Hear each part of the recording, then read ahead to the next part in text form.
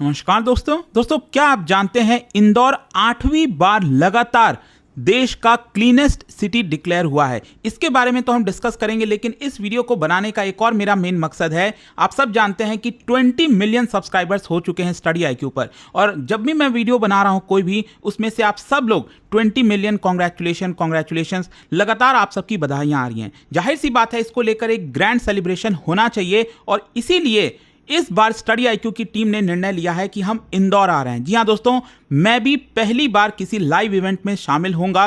तो अगर आप इंदौर से हैं, अगर आप शामिल होना चाहते हैं, मुझसे मिलना चाहते हैं, पूरी स्टडी आईक्यू की टीम से मिलना चाहते हैं, तो इंदौर वासियों को मेरा अपील है कि आप सिंपली काम कर सकते हैं। ये स्कैन करिए, एक गूगल फॉर्म होगा, अपने आप को रजिस्टर कर लीजिए, या फिर कमेंट सेक्शन में भी यहां पर एक फॉर्म दिया हुआ है, उसमें आप जाइए और फॉर्म को फिल कर दीजिए, ताकि आपकी जो एंट्री है ऑडिटोरियम में वो सुनिश्चित हो जाए। मैं आपको बता दूं, 25 सितंबर को दोपहर 2 बजे से ये पूरा प्रोग्राम स्टार्ट होगा। ऑब्वियस सी बात है, आपको थोड़ा सा पहले आना पड़ेगा एंट्री के लिए, और ये होगा बेसिकली DAVV ऑडिटोरियम हॉल में इंदौर में। तो मैं आऊंगा उस दिन, आप सबसे मिलूंगा। बहुत खुशी है इस चीज को लेकर, 20 मिलियन, और हम सब मिलकर सेलिब्रेट करेंगे। एंड ऑल्सो जितने भी हमारी ऑनलाइन ऑडियंस है, जो व्यूवर्स हैं, वो भी लाइव इवेंट देख सकते हैं। इस बार लाइव होने वाला है सब कुछ, और आप सबके लिए भी बहुत सारे सरप्राइजेज हैं, काफी बड़े सरप्राइजेज इस बार हम 20 मिलियन पर ला रहे हैं। तो चलिए शुरुआत करते हैं इस वीडियो के अंदर इंदौर के बारे में, कि आखिरकार कैसे ये भारत का क्लीनेस्ट सिटी बना। क्योंकि ध्यान रखिएगा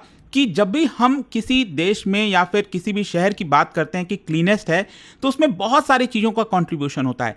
सिर्फ सरकार से चीज़ें नहीं चलती हैं, एडमिनिस्ट्रेशन को तो अपना काम करना ही है, लेकिन साथ ही साथ लोगों का जो माइंडसेट है वो भी बहुत इंपॉर्टेंट है, कि क्या लोग उस चीज़ पर ध्यान दे रहे हैं कि नहीं। इसको हम शुरुआत करेंगे, चलिए देखते हैं। सबसे पहले मैं आपको थोड़ा सा एक टाइमलाइन बता देता हूँ। देखिए, 2015 के पहले अगर आप देखोगे तो इंदौर में वही प्रॉब्लम फेस होती थी जो देश के बाकी शहरों में आपको देखने को मिलती है। जो अर्बन सैनिटाइजेशन इशू हम जिसको कहते हैं ना, कि कहीं पर भी कूड़ा डंप कर दिया, कहीं पर भी यहां पर कलेक्शन नहीं है वेस्ट का, बहुत सारे इश्यूज चल रहे हैं। आप आज के डेट में देश के कई शहरों में इस तरह के जो अर्बन इश्यूज हैं सैनिटेशन से रिलेटेड, वो जो आप देख रहे हो वो आपका इंदौर में पहले भी होता था।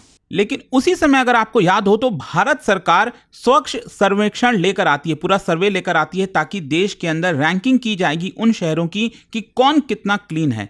और 2015 से 2017 के बीच में इंदौर ने बहुत मेहनत की। लेट मी टेल यू, वहां की जो म्युनिसिपल कॉर्पोरेशन है, उन्होंने डिसाइड किया कि जो पूरा वेस्ट मैनेजमेंट है शहर का, उसको परिवर्तन किया जाएगा, उसमें बदलाव किया जाएगा। जैसे कि इसके अंदर सेग्रीगेट करना हो गया कूड़े को, डोर टू डोर कलेक्शन हो गया, डंप साइट्स को क्लीन करना हुआ, कई सारे जो इंफ्रास्ट्रक्चर प्लांट्स हैं उसको सेटअप करना हुआ। इस तरह की बहुत सारी चीजें जो हैं वो डिसाइड किया गया कि करना है। और फाइनली 2017 से अगर आप देखिए तो लगातार, जी हां, 2017 से 2025 तक लगातार ये 8th कॉन्जिक्यूटिव टाइम है कि इंदौर देश का सबसे क्लीनेस्ट शहर निकलकर सामने आया है। इनफैक्ट मैं आपको थोड़ा सा ये पूरा चार्ट दिखा देता हूं।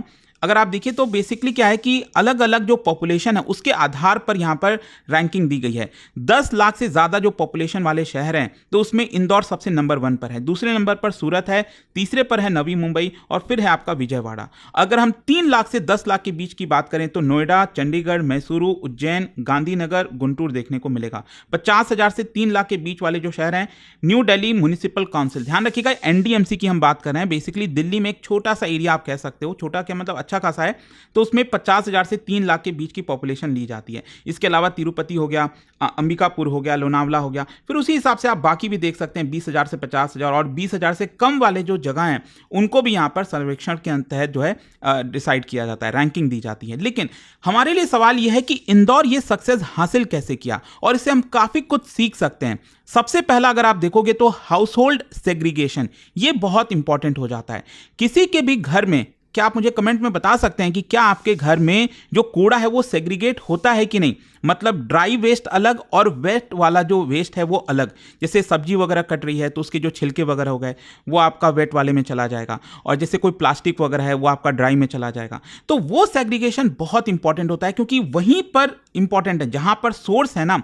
अगर आप वहां पर सेग्रीगेट करोगे तो चीजें आसानी हो जाती है आगे चलकर, क्योंकि अगर आप सब कुछ एक ही में डाल दोगे और आगे चलकर आप सोचिए कि उसको सेग्रीगेट करना, सोचिए कितना मुश्किल होगा, और उससे आपको कोई लाभ भी नहीं होता है। और वो लाभ क्या है मैं आपको बताऊंगा। लेकिन क्या है कि इंदौर ने डिसाइड किया कि जो भी घर सेग्रीगेट नहीं करेगा कूड़ा, तो हम उसके ऊपर फाइन लगाएंगे। और वहां पर कम्युनिटी बिन्स का कॉन्सेप्ट नहीं है। मतलब ऐसा नहीं है कि एक मोहल्ला है जहां पर 20 घर हैं और एक कूड़ा का जगह बना हुआ है, तो 20 के 20 घर आते हैं और वो अपना कूड़ा डालते हैं, फिर वहां से, ऐसे नहीं चलता है। यहां पर डोर टू डोर कलेक्शन, हर एक घर से कूड़ा उठाया जाएगा और कूड़ा तभी उठाया जाएगा जब दो अलग अलग कूड़े होंगे, वेट और ड्राई सेग्रीगेशन। तो ये इंपॉर्टेंट चीज किया इंदौर ने, जिसकी वजह से आज आपको ये परिणाम देखने को मिल रहा है। दूसरा है आपका प्रोसेसिंग एंड रिसोर्स रिकवरी। जो मैं आपको बता रहा था ना कि ये सेग्रीगेट करने का एक सबसे बड़ा लाभ ये होता है कि आप उससे इकोनॉमिक बेनिफिट उठा सकते हैं। जैसे बायो सीएनजी प्लांट, मतलब जो ऑर्गेनिक वेस्ट आपने सेपरेट रखा, सब्जी और ये जितने भी गीले कूड़े होते हैं, तो आप उसको कंप्रेस्ड नेचुरल गैस में कन्वर्ट कर सकते हैं। आप उसको फ्यूल की तरह इस्तेमाल कर सकते हैं म्युनिसिपल बसेस में, व्हीकल्स में। वो यहां पर इंदौर करने लग गया। दूसरा है आपका कंपोस्टिंग यूनिट्स, मतलब जो वेट वेस्ट है आप उसको मैन्योर में कन्वर्ट करते हो ताकि एग्रीकल्चर और गार्डन्स में उसका इस्तेमाल किया जा सके। फिर इसके अलावा यहां पर जो ड्राई वेस्ट है उसमें जो चीज़ें रिसाइकिल हो सकती हैं, प्लास्टिक बॉटल्स या जितनी भी चीज़ें प्रोसेस हो सकती हैं, वापस उसको बेचा जा सकता है। सोचिए कितना यहां पर आप बेनिफिट उठा सकते हैं। और अल्टीमेटली इसका रिजल्ट यही निकला कि 100% जो वेस्ट कलेक्ट होता है उसको साइंटिफिकली प्रोसेस किया जाता है। मतलब एक पहली बार एक किसी भारत के शहर में आपको यह देखने को मिलेगा, एंड इसीलिए इंदौर आज लगातार नंबर 1 पर बना हुआ है। तीसरा है आपका एलिमिनेशन ऑफ डंप साइट्स। क्या है कि आपको मैं एक पिक्चर दिखाता हूं, ये आप देखिए, ये क्या है। ये आपको लग रहा होगा पहाड़ है। मैंने भी जब दिल्ली में ये देखा ना, गाजीपुर वाला इलाका, मतलब ये मुझे लगा कि ये पहाड़ कहाँ से आ गया। फिर जैसे जैसे पास आता गया समझ में आया ये पहाड़ नहीं है, ये बेसिकली कूड़ा का पूरा ढेर है। सोचिए माउंटेन जैसे हो गए हैं, और ये कई जगह पर, कई साइट्स पर आपको देखने को मिलेगा। तो क्या है कि जो ऑलरेडी यहाँ पर डंपिंग ग्राउंड्स बने हुए थे जहाँ पर कूड़ा इकट्ठा हो रखा था, उसको भी आपको हटाना है। तो इंदौर ने उसको भी हटाना स्टार्ट किया, और आज के डेट में Indore is known as zero dumping city. जहां तक आप बाकी शहरों की बात करिए, इस तरह की आपको प्रॉब्लम्स देखने को मिलती है। फिर इसके साथ साथ क्या है कि टेक्नोलॉजी का भरपूर तरीके से इंदौर ने इस्तेमाल किया। जैसे कि जो गार्बेज कलेक्शन व्हीकल होता है उसको जीपीएस ट्रैक किया जाता है कि सही जगह जा रहे हैं कि नहीं, हर जगह पर जा रहे हैं कि नहीं। रूट रैशनलाइजेशन किया जाता है एफिशिएंसी के। सीसीटीवी कैमरास का यूज़ किया जाता है कि कहीं इलीगल डंपिंग तो नहीं हो रही है। कई बार होता है कि यहाँ पर जो कूड़े का पूरा ढेर है कहीं दूसरी जगह बस ऐसे ही गिरा दिया गया हड़बड़ी में, तो वो नहीं होना चाहिए। रियल टाइम मॉनिटरिंग डैशबोर्ड के थ्रू इंश्योर किया जाता है कि जो डेली के टारगेट्स हैं वो मीट हो पा रहे हैं कि नहीं। तो टेक्नोलॉजी और मॉनिटरिंग ये बहुत इंपॉर्टेंट है जो इंदौर ने किया है। और फिर नेक्स्ट है आपका एनफोर्समेंट एंड इंसेंटिव्स। क्या है कि देखो, जो लोग अच्छा काम कर रहे हैं आपको उनको इंसेंटिव देना पड़ेगा, उनकी तारीफ करनी पड़ेगी, प्रचार करना पड़ेगा। वो इंदौर ने अपनाया। मतलब जो गलत काम करेगा, जो कूड़े को सेग्रीगेट नहीं कर रहा है उसके ऊपर फाइन लगाओ, जो कूड़ा फेंक रहा है उसके ऊपर यहां पर फाइन लगाओ। तो एक प्रकार से आप यूं समझिए कि जो लोग अच्छा कर रहे हैं उनको रिवॉर्ड भी दिया जा रहा है। अगर कोई पड़ोसी कंप्लेन कर रहा है कि मेरे बगल वाला जो घर है वो चीजों को मान नहीं रहा है, कूड़ा फैलाता रहता है, तो अगर आप कंप्लेन करोगे तो आपको उसको रिवॉर्ड दिया जाएगा। तो एक प्रकार से जो स्टिक और कैरेट वाली पॉलिसी है वो यहां पर इंदौर ने अपनाई है।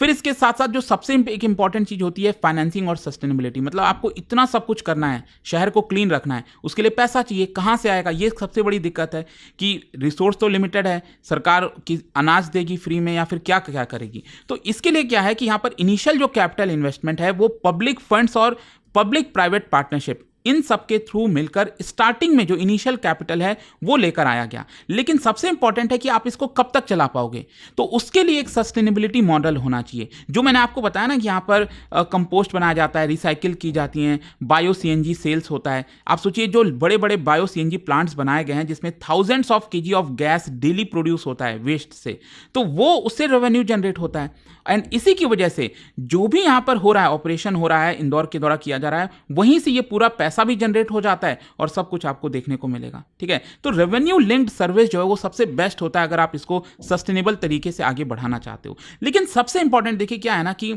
लोगों का सिविक सेंस बहुत इंपॉर्टेंट है। स्पेशली आजकल सोशल मीडिया पर आप देखिए काफ़ी ज़्यादा इसके बारे में चर्चा होने लगी कि स्पेशली भारत के अंदर सिविक सेंस नाम की कोई चीज़ नहीं है।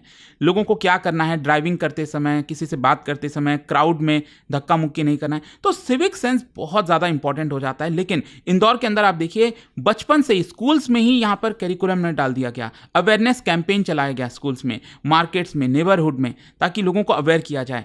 कम्युनिटी वॉलंटियर्स आते हैं जब भी कोई फेस्टिवल वगैरह हुआ, उसके बाद ज्वाइंट क्लीन अप ड्राइव्स होता है।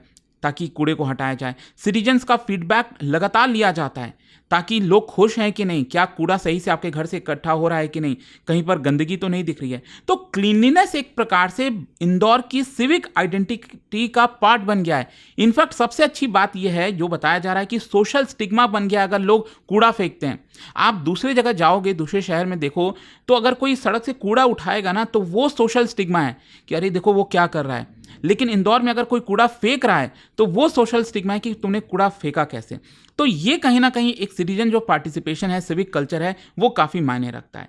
खैर, यहाँ पर सर्वे का मैकेनिज्म है उसको इंदौर ने अडेप्ट किया, क्योंकि जो स्वच्छ सर्वेक्षण के थ्रू रैंकिंग दी जाती है उसमें इन चीज़ों पर फोकस किया गया, जैसे डोर टू डोर कलेक्शन हो रहा है कि नहीं, वेस्ट प्रोसेसिंग हो रहा है कि नहीं, ओपन डेफिकेशन हटाया गया कि नहीं, पब्लिक टॉयलेट की अवेलेबिलिटी कितनी है, सिटीजन्स का पार्टिसिपेशन कितना है, फीडबैक कितना है। तो इन सब चीज़ों के ऊपर इंदौर ने फोकस किया, जिसकी वजह से आज वो नंबर 1 पर है। तो अगर हम अचीवमेंट की बात करें तो door to door collection almost 100% coverage आपको इंदौर में देखने को मिलेगा। यहां पर जो मैंने आपको बताया कि सेग्रीगेशन, वेट और ड्राई जो कूड़ा है उसको अलग करना, ये भारत में आपको हाईएस्ट इंदौर में देखने को मिलेगा। बायो सीएनजी जो आउटपुट है, thousands of KG per day यहां पर रिलीज किया जाता है और बसेस जो हैं उससे चलती हैं।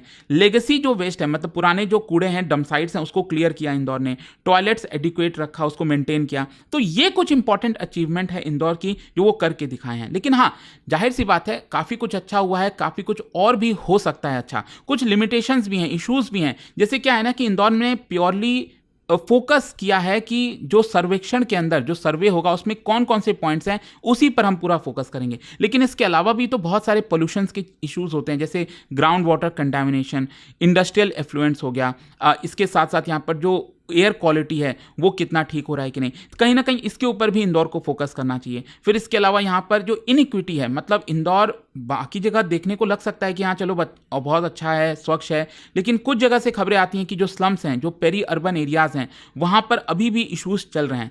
तो सिटी लेवल रैंकिंग तो चलो ठीक है, लेकिन और भी बहुत सारे जो एरियाज़ हैं जहाँ पर क्लीनलीनेस नहीं है उनका क्या।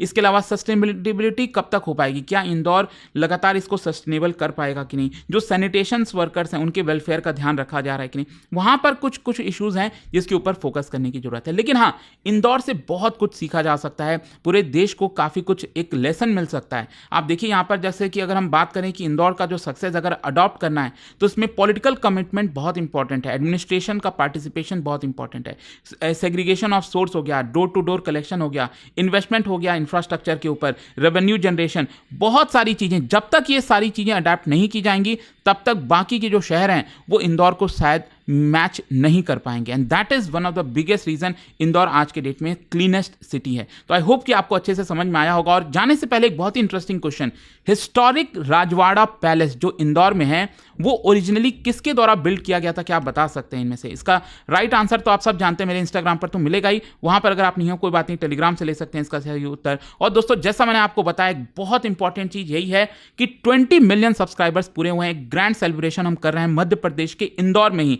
इंदौर में 25 सितंबर 2 बजे से पूरा प्रोग्राम स्टार्ट हो जाएगा, आप पहले आ जाइएगा वहां पर। और मैं भी इस बार पहली बार स्टडी आई क्योंकि कोई लाइव इवेंट में जुड़ रहा हूं, इसको लाइव भी कराया जाएगा यूट्यूब चैनल पर, आप देख पाओगे अगर आप इंदौर में नहीं हो। लेकिन अगर आप इंदौर में हो, पूरी स्टडी IQ की टीम से अगर आप मिलना चाहते हैं, मुझसे मिलना चाहते हैं, तो ये आप रजिस्टर कर लीजिए, क्योंकि इसके रजिस्ट्रेशन के थ्रू आपकी एंट्री आसान हो जाएगी। और कई सारे हम फ्री चीज़ें आपको प्रोवाइड कर रहे हैं, UPSC से रिलेटेड बैचेस प्रोवाइड कर रहे हैं, वो भी आपको मिल जाएगा ये रजिस्टर करके। लिंक जो है इसका मैं कमेंट सेक्शन में भी डाल दे रहा हूँ, वहाँ पर भी आप कर सकते हैं register.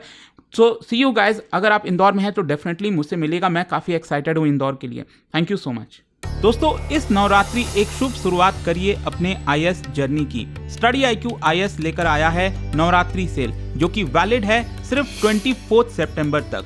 Batches for UPSC 2027 and 2028 have just started, जिसमें आपको मिलता है 1000+ आवर्स की live classes, 1-on-1 personal mentorship, hand written notes for lightning fast revision, PRP MRP जैसे residential programmes for full support. Early joiners को मिलेगा एक्सक्लूसिव मेंटरशिप। बैच को join करने के लिए स्टडी IQ ऐप या वेबसाइट पर जाइए, सर्च करिए UPSC P2I फाउंडेशन 2027 या 2028। कोड यूज करिए Ankit live ANKIT LIVE for maximum discount. और अगर आपको कोई भी डाउट हो तो इस नंबर पर कॉल करिए, मेरी पर्सनल टीम आपको अच्छे से गाइड करेगी। नंबर है 0924 00232293। स्मार्ट एस्पिरेंट्स टाइमिंग को समझते हैं। आज का डिसीजन कल के IAS IPS की पहली जीत है। Thank you. Study IQ IAS, आपका सिलेक्शन हमारा मिशन।